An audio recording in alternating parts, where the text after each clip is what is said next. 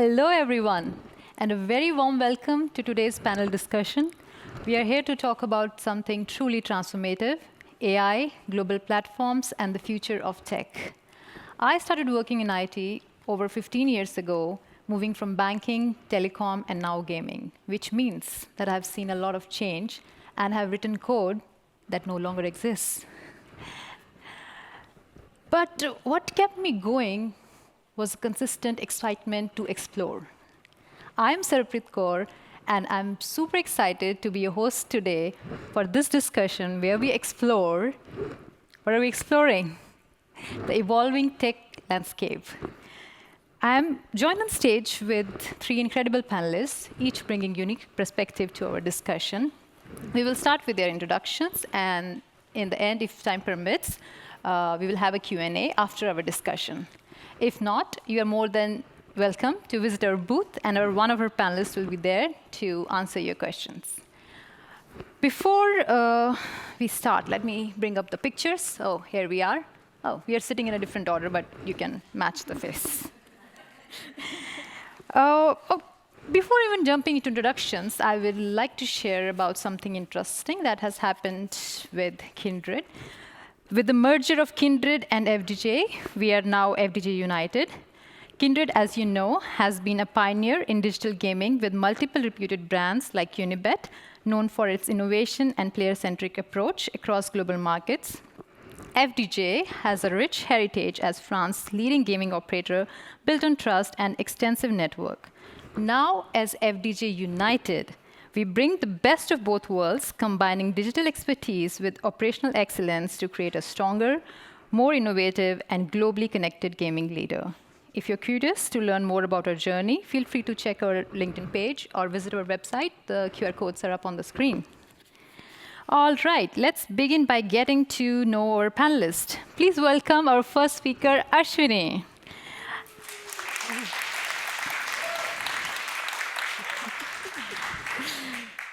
Ashwini is a solution architect. She's passionate about distributed solution architecture. She enjoys exploring new tools and use cases while helping businesses design effective solutions for transactions and regulatory platforms. Key areas of her interest include transactions, payments, performance optimization, and observability. Thank you for joining us, Ashwini. Looking forward to hear your thoughts. Next, I would like to introduce Fatemeh.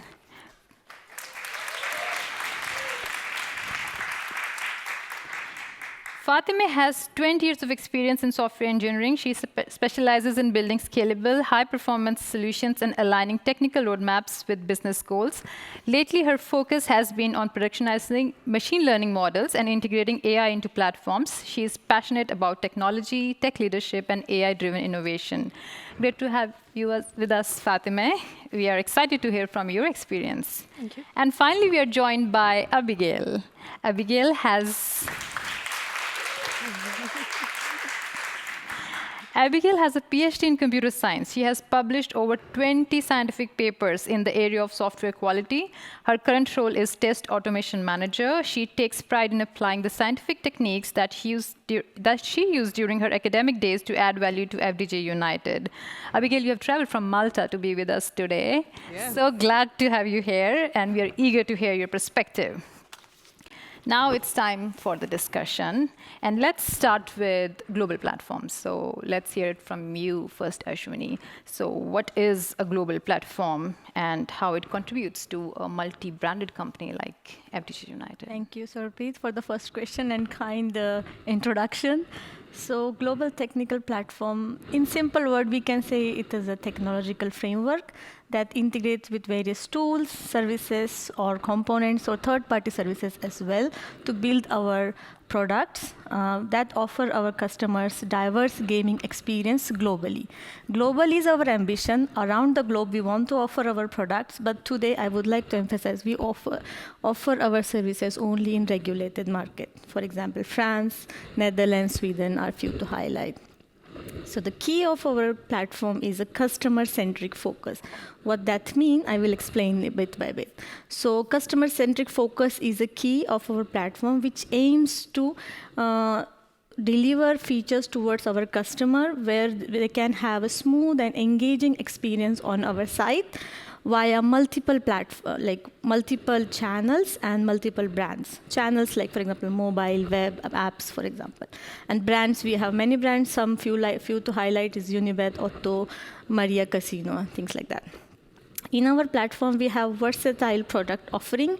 What I mean by that is various variety of products which offer or cater for our customers as per their segmentation, which belongs to their need and preferences. For example, popular products I will highlight here is sports, casino, lottery, esports, and many others we have it in our catalog. Another thing I would highlight is our platform is made to give our customer localized presence. What I mean by that is giving our customer a local community by offering them local products, local integrations, and local branding, for example. So we are all here in Sweden. I will give a Sweden portfolio example. So let's take an example. We offer Swish as an integration method for deposit and withdrawal on our site. We offer bank IDs for authentication mechanism, and Unibet is our popular brand. I think everyone knows here in Sweden. So this is the landscape for Unibet or Sweden, for example. But in France, this will be totally different because they have different localized community we have prepared. So this is like localized just feeling I would like to give from the example. So just a little bit wrapping up with some numbers to give the scale of our platform. We have today 33 million customers in total today, base-wise, and then we have been operating in 10 regulated markets. We have 6 popular brands at the moment, 9 plus products in our catalog. So yeah, I think it's quite big. I think you can understand the complexity and scale of it. That is quite big, yeah. So that's a huge customer base to take care of. Are there any complexities you want to share? Yeah, as I explained in the beginning, our platform is made for the scale as well as the modularity of various features, which we can opt in, like for customer plus market. The complexity, in my opinion, here is to find the right balance to give the customer-centric focus, plus leveraging technological framework has been evolving, plus market evolution, market regulatory landscape has been changing to find the right balance, and with the decision making with respect to business and customer is a complex, I think, challenge, I would say. Of course, managing multiple markets across multiple brands, and I know the regulations keep on changing. Yeah. So Fatemeh, you have a lot of experience in this. So what are the key lessons you have learned that you would like to share with our audience today? Yeah, definitely. I think it's really tricky, but not just from a scalability standpoint. I think in making the right trade-offs in design. As Ashwini already said, and you also mentioned, regulations are continuously evolving in a business like ours, so markets would have unique requirements. So the reality is not everything should be a one-size-fits-all solution. And I think actually this is not a purely technical challenge. It's more about keeping things adaptable without overcomplicating them. A little bit about our platform. It's built for multi-tenancy, which is essentially a single platform instance serving multiple brands and markets in isolation while sharing the same underlying infrastructure. We also stick to a few core principles, things like modular design, event-driven pattern, eventual consistency, and things like that. And all would enable the required architectural foundation for such a platform. But beyond that, we always need to answer this big question. What should be standardized for reusability versus what should be tailored to a specific market? So on one hand, building a super adaptable solution which is aligned with maximum reusability can easily lead to over-engineering, unnecessary complexities and such.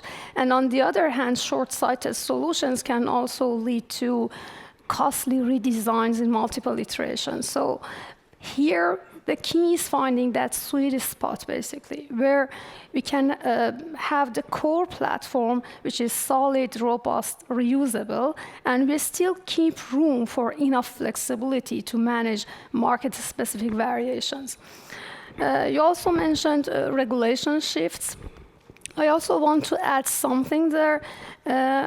That's absolutely expected in a business like ours, but I think they are not just hurdles. They can actually sometimes push us to smarter product decisions, leading to meaningful refinements in product instead of being yet another engineering headache. So it depends on how you approach them, you face them. And I think in FDJ United, we actually managed to weave that into our product thinking, and sometimes even enhancing the product for all our customers based on that. Yeah. I like what you said here, like the changing regulations are not hurdles, they are like an opportunity. And many a times challenges are hidden opportunities to grow and adapt and enhance. All right, it would also be good to know here that how can we ensure that such a big global platform remains future-proof? Yeah, good question. I don't think future-proofing in architecture is about predicting every single upcoming change and designing for that. It's absolutely impossible, especially in the compliance landscape. I think it's more about making sure the foundational elements in your platform are built to last and scale. So knowing what to optimize for long term versus where to prioritize simplicity and iterative design. And I think that's something that would come with experience more than anything else. And to be honest, sometimes learning the hard way, learning from your challenges, and I think we all have a lot of stories to share here. All right. And Abigail, now it's your turn. You have a lot of experience in testing and quality assurance. So from your point of view and from testing perspective, how do you see and what are the implications? Yes. So I've been in the company for 7 years now, and one thing I find is that FDJ United is actually a really interesting place to be as a tester. Being in a highly regulated industry means that if things go wrong with our systems, we can get quite big fines. And they're not only bad for business because we're losing money, but they're also bad for our reputation. So testing and making sure that our software is working well is very important. A few years ago, very shortly after I joined the company, Sweden was re-regulating gambling. And with that came a few new features that we were developing, and I was testing. One of the features I remember was the session limit feature. So a customer goes on our website, they set a session limit, that is how much time they want to spend on their website. And yes, and I was testing that. I was being creative with my testing. I was testing edge cases, testing it across different devices. Does it work if I start on my laptop and then continue on my phone, and things like that. And I thought I did a good job, and I said, this is tested and we're ready to release this. A little bit later, we were audited to check whether we're okay, whether we're following the regulations. And it came back that, there is a problem with session limit. I thought, no. And then it turned out that if you start a session on one tab and then you continue it on another tab, then it wasn't working well. I was like, whoa, I thought I really did my best with testing everything, but, well, I missed that. Luckily, we did not get fined for that. The regulators just asked us to do a bug fix on that, and then we're good to go. But it really got me on edge, thinking, wow, the auditors have really good testers who are testing our work. And yes, we really need to be taking testing seriously. As part of our testing at FDJ United, we don't only test these changes manually when we're going ahead with them. A lot of what I focus on is automating tests for regression testing. So when we put out a new change, is it breaking something else? Is it breaking something else intentionally that we don't want broken? And of course, the test automation code is also quite fascinating, as much as our platform itself. it comes with a lot of complexities. We have a lot of brands and markets. Each market has its own regulatory requirements and its own nuances. And there's a lot of detail that goes into understanding these features that are specific to the markets. And then what do you test? You cannot test everything. You need to be figuring out where are the biggest risks, understanding the system and where it can fail, and writing your tests in a way that you're targeting your highest risks. Test automation, of course, brings about its maintenance and its costs, so we need to be really smart about it. Moreover, we need to also be smart about the architecture. We have test automation that is highly modularized as well, and we have different teams writing test automation for different components and different features. And then we need to be able to put it all together and ensure that when one team is doing a release, they are not breaking another team's work by mistake. So it gets very interesting. I've been working, as I mentioned, for 7 years now, and I still find this to be a really exciting place to be. Of course. And testing is only optional until something breaks in production. Then everyone will come chasing why it was not tested enough. All right, now let's dive into a tech topic which we just can't seem to talk enough about, AI. So AI is shaping the way we work, especially in tech. So I will start with you, Abigail. How do you see AI transforming the way we build and test software? Yes, so the relatively recent developments in large language models really are changing the way that we work. I think they really help software developers to write code much faster. They can kind of rubber duck with the AI, with LLMs to help them write code. They can also help with code reviews, documentation, and likewise, it can also help testers. So in testing specifically, I think about testing a lot. I really enjoy asking AI, for example, I'm looking at this feature. Can you give me some ideas of what I should be testing and looking out for in this feature? Maybe not all of it is relevant. I'm still looking into what it's giving me, and I can pick and choose what I want to use and not. But then I can make those decisions myself. I really also love using it for test data generation. It works pretty well for that. It's quite helpful. And personally, as a test automation manager, sometimes I want to go into a team's test automation suite, and I want to pick a feature, and I want to see what they've tested there. And I really love asking it, can you explain to me what we're testing here? I ask it, and it gives me a summary, but then I also check it, because I'm curious like that. I want to see whether it's telling me the correct things. So yes, it changes potentially our whole development process. The way I like to think about it, though, is that firstly, AI is a tool. And I really think that AI is there to amplify the person who is using it. So if we have a good developer who's really skilled at coding, they can use AI, and it's going to amplify that good coding. Likewise, if we have a tester who can be a great tester, they can use AI to help them amplify that good testing. They can test more and test better. But if we have a junior developer using AI and not really understanding what's going on, we can also get chaos a lot faster. Of course. So yes, that's the way I look at it. All right. Are there any other downsides you see with using or integrating AI? So yes, I thought a little bit about this. So there are a lot of people talking about AI safety, and in the focus session that was in this room before us, they talked a lot about the biases in data.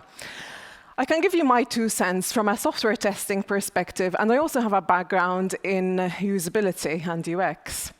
So I'll start off by telling you about the show I watched last week in London. I went to a show by Darren Brown. He is a world-famous illusionist. He's really, really good he's a really good illusionist. So I was in the audience, and he was convincing the whole audience that he can predict what the audience is thinking. He had a whole show about this. So he can predict what the audience is thinking. He can, essentially, it's elevated magic. And he says that, he's using psychological techniques to convince the audience of these things. Now, it gets me wondering, tools like ChatGPT, they can be illusionists themselves, can they? Oh. If you talk to ChatGPT, if you ask it a question, it gives you an answer that seems very convincing. There's a risk there that people who are asking questions to ChatGPT and getting very competent replies, they can be given the illusion that ChatGPT is reasoning. But it's not, because we know how it works, and it's only predicting the next word in a sentence and what that's doing. So the risk is, if we got people using LLMs and falling for this illusion that they are actually reasoning, we can actually cause chaos in that way. There was another thing I wanted to talk about in terms of testing. Wow, I'm thinking, can I remember? Take your time. Oh, wow. It's okay. I was talking about I'd this like just to- before. Yeah. Yeah, of course. And I like to add to that, yes, a lot of discussion is happening around the power of AI, and then a lot of people are skeptical about it. You want to I continue? got it. Okay. Needed a minute there. All right, good. You got it. Yes. The other thing I did want to talk about with testing is, in relation to testing, was this. So LLMs are being trained on what they see online, and they're learning from people. And I don't know about you, but I'm sure you've had the same experience as me this morning, at least. But the software rewrite is often very buggy. I'm sure you were in the opening session this morning when the moderator tried to get us to vote on the app, and the buttons weren't working. We all experienced a bug. I experience bugs all the time in my everyday life, whether it's from moving software from my old phone to my new phone, whether it's using the coffee machine. I've managed to find bugs there as well. Bugs are everywhere. So my question is this. LLMs are being trained on how we write code, but we write very buggy code. So LLMs are learning how to write buggy code for us. If it can help amplify, are we going to be amplifying the bugs as well? Yeah. This is my concern as a tester. Of course, that's a valid concern. But you know how I see it? Do you remember the movie Jungle Book, where Yes. there's a scene they say that handling fire has put mankind on the top of food chain, something like that, and they call it red flower. So I feel AI is the modern red flower, because in many ways it is powerful, transformative. It is like fire. Like you can either cook food with it, or it can burn your house down. Yeah. It's how you use it.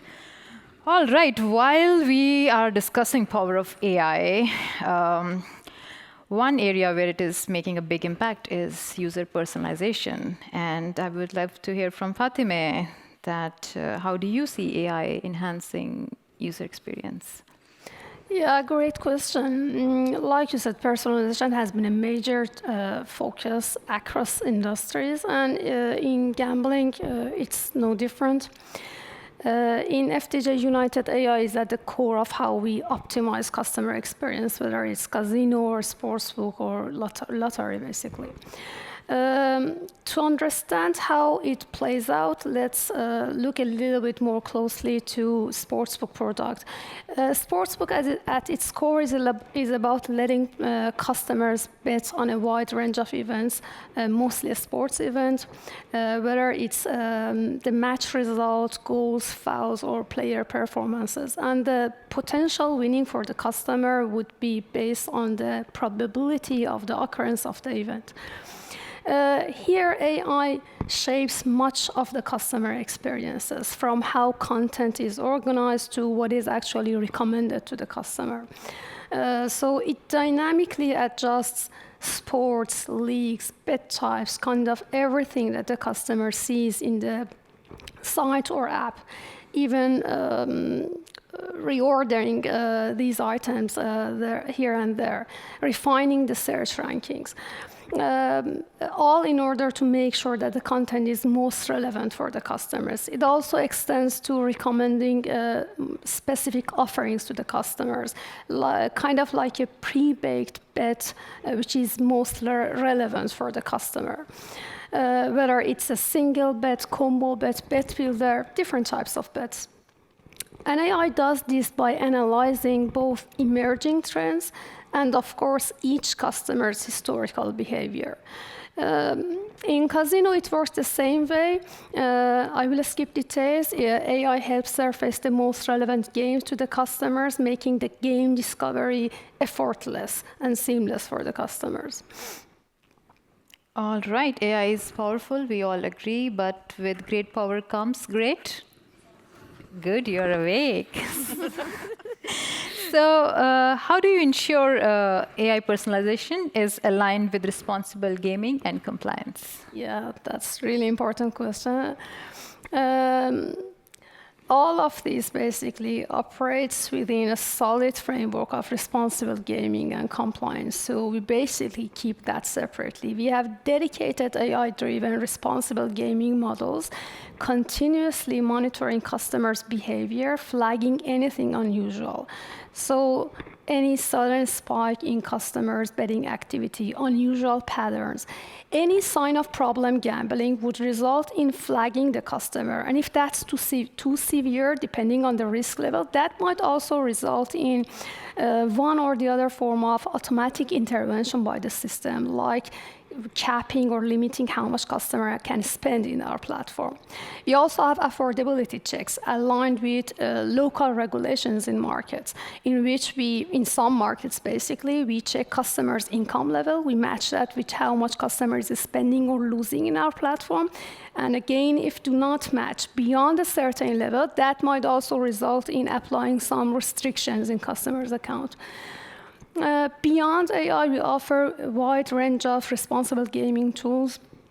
Things like self-exclusion, allowing customers to block access to the site voluntarily, deposit limit, loss limit. These tools allowing customers to restrict how much they spend or lose in our platform. Other important tools which I want to highlight, like session limit, which we just mentioned, and reality check, allowing customers to control how much time they are spending in our platform. Many, including myself, believe that time is the most valuable resource we have. So I think it's crucial to enable customers with such tools. So all in all, while we use AI to enhance and optimize customer experience, safeguards are also in place to step in if needed, making sure customers' engagement is always sustainable and safe, basically. All right, yeah, that's a good use case, how AI can be used to protect us and it's not everywhere. harm us. Yeah. Anything you want to add here, Ashwini? Yeah, I think automation and AI-wise and regulatory, I think we could add, as Fatemeh and Abigail says, testing and everything is important. But how can we know this thing? Because to knowing something, we should watch it. And watch it meaning monitoring. I think that's in the introduction. So we say that we can implement our observability solution in such an efficient and robust way where we can use 3 key pillars like logs, metrics, and traces to follow the journey of a customer. This is not just an evolving or our like problem-solving capability, but giving our comprehensive view of our platform, our customers, our business, how it is doing. So I think this is very much important to have systems getting automatic alerts for some kind of trends, some kind of customer alert. So this is very much needed in every portfolio what we have. I think this is very, very important. Interesting. Okay, now let's move to the next segment where we're talking about the complex thing AI does, right? It is doing complex tasks like sportsbooks odds setting and dynamic pricing. So do you see sportsbooks odds setting becoming fully AI-driven in the future? Yeah, pricing in a sportsbook is already heavily model-driven. So whether you are placing your bets, before the kickoff or during the match, AI plays a bigger role in setting and then adjusting the price in real time. At its core, our pricing models follow 2 key principles. So first, they are trained on massive historical data sets, things like tournament and league trends, team performances, player stats, and similar data points. Second, as new information flows in, they adjust the price in real time. Think of it this way: injuries, lineup changes, goals, fouls, momentum shifts, basically anything that can happen during the match are constantly being fed into the model, refining the probability estimates, and then adjusting the price in real time. I just want to add something here. For these models, the big challenge is to strike the right balance between accuracy and speed. We need to offer fair and competitive odds. Thus, the need for accuracy is critical here. But at the same time, we need to manage risks like arbitrage, and that's when sharp bettors can exploit price differences across platforms. So these models need to be super quick at the same time. That's pretty powerful. And what other areas in sportsbook that you think AI will increasingly optimize? Another really interesting area, which probably I can highlight here, is trader automation, and that's all about enhancing and not replacing human expertise. By humans here are traders, basically. So AI acts as an assistive layer here, helping traders to flag anomalies, monitor our offerings, and things like that. While traders are still in control, so they are still able to override AI model outputs and tweak margins on top of that. So AI basically streamlines operations by automating tasks like deactivation and suspension of our offerings, enabling traders to focus on high-impact decisions rather than a lot of manual tasks. And that would also enable us to scale across all these sports and many markets, basically. Another interesting area is we also in a sportsbook need to control our risk, and that's where our risk models come into the picture. And the risk models basically help us manage exposure by segmenting our players based on their long-term value and their betting behavior. And the goal of these models is to minimize fraud and mitigate high-risk betting while keeping the experience enjoyable and seamless for everyone else. And these models look into a wide range of factors from player data, things like odds, stake size, customers' cash-out behavior, and payment patterns, and all of them are being used to segment the player, and then based on that, adjusting customers' wagering limits, customers' bet delay, and things like that, which is fine-tuned based on specific segment for the player. So as you can see, we already use AI a lot in our operations, and we can only see that it's gonna grow into new areas as the industry is evolving. Great, we are using AI the right way. And now we move to the last segment, which is human impact on AI. AI is everywhere in healthcare, gaming, finance, even on factory floors. Okay, we get that. It's impressive. But some people are worried. And while it's not like, the movie Terminator Judgment Day situation yet, but people are reasonably anxious about their jobs. So what's your take on that fear, and how do we stay future ready? Let's start with you, Abigail. Yeah, well, firstly, it's normal to have some fear around this, especially because there are a lot of changes coming. They're quite big and quite quick. However, I'll go back to what I mentioned earlier. AI is a tool, and it is amplifying the person who is using it. I also like the analogy of a car. So if we compare AI to a car, we still need to get inside the driver's seat. We still need to know where we are going. We need to know the rules of the road. And we also understand the context of where we are driving.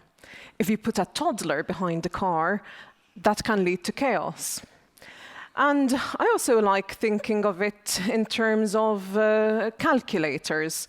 So when we were young in school, and even these days, kids are taught maths. You're taught how to add, subtract, divide, and so on. But we all know how to do that manually.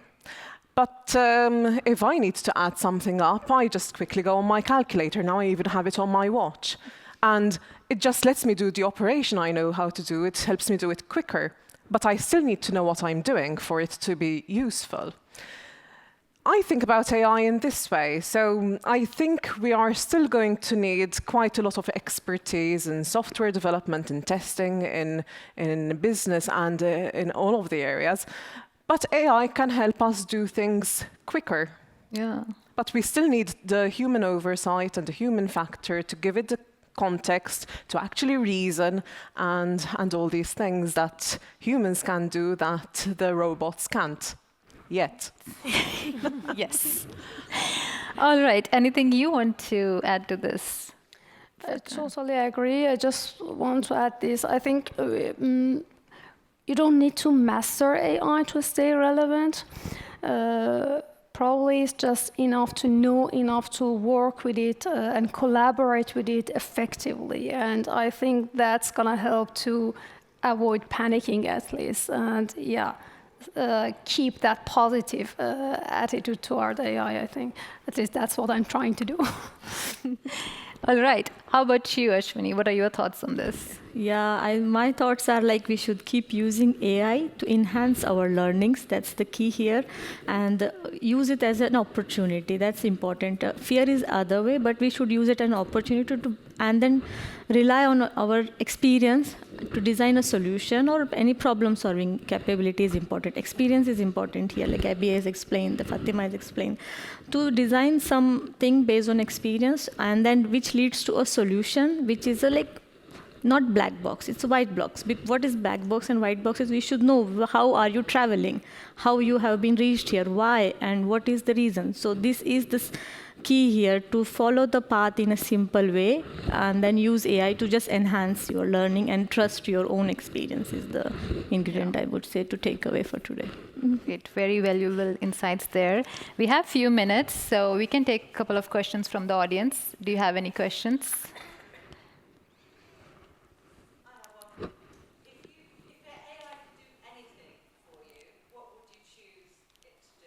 Wow, amazing. So I will repeat the question for people watching online. If AI could do anything for you, what would you want it to do for you? Who would like to take that? It's like a wishful genie question. Wow. I can take that. I can take that. Yeah? So I think the important part is to learning things, because right now, what I see in the companies or industries, we have solutions, we have products. So I will use AI to learn what are they really doing? Simple things. What are they doing? What are these tests doing? What is this component doing? Simplification. Sometime I was just back in time watching or listening these TED Talks, how AI is working. It's kind of also a neural network. I want to know how things are working is the key. So first thing, I will use AI to know those black box system, what are they doing, how they have evolved, to get them better in future, to know their bottlenecks, problems. So that's me. Quite a nerdy wish. I would wish it to do my household chores. I always have a cleaning robot. I'm loading the dishwasher, but why? I wanted to pick the dishes from the table, put it in the dishwasher, put it back on the rack. I would love AI to do all of that. My daughter back to sleep when she wakes up in the night. But Yeah. The wishes are endless. You want to say something? No, I had the same idea as you with the housework. That's where I would start. There was a quote I read. But I'm also curious about what Sharon wishes AI to do with her. Sharon does work with us.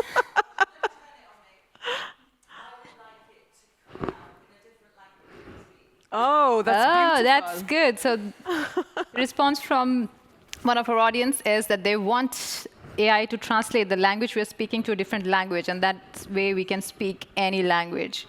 That's good. That's a nice wish. Any more questions from the audience?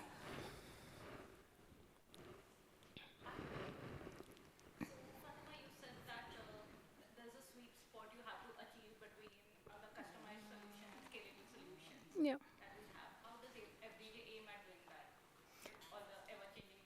Yeah, I think my last Can you one. repeat the question also? Yeah, I think you asked that. I mentioned there's a sweet spot where, there's reusability and there's, I'm not good at repeating maybe the question. But my understanding is that the sweet spot in design where basically what should we make reusable and what should we make for the market, basically, build for the market. I think that's a very, very tricky question that we are answering daily in our designs. We architects, our software engineers. And like I said, there's a lot to learn there because we can do a little more configuration, put more configuration into the system, make it more adaptable, as I said.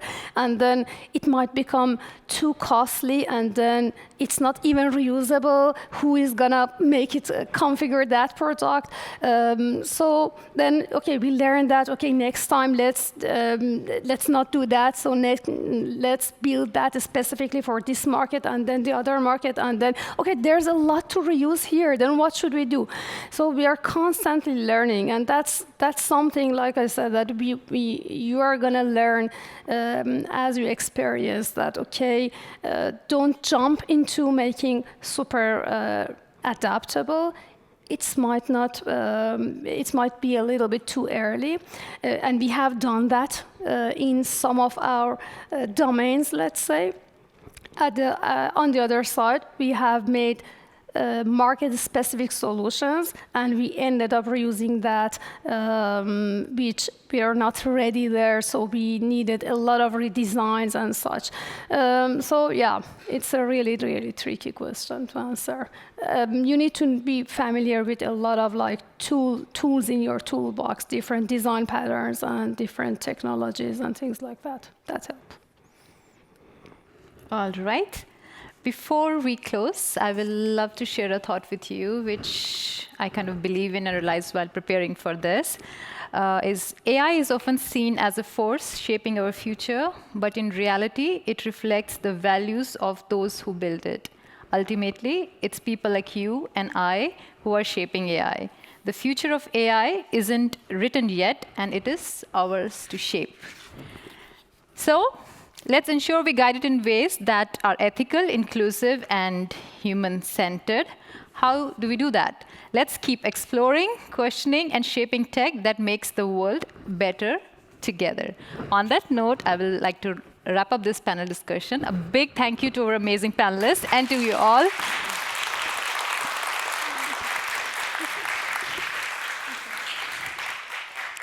All right, if you have any more questions, please visit our booth, FDJ United, and we'll love to connect with you. Until then, stay curious, stay kind. Thank you.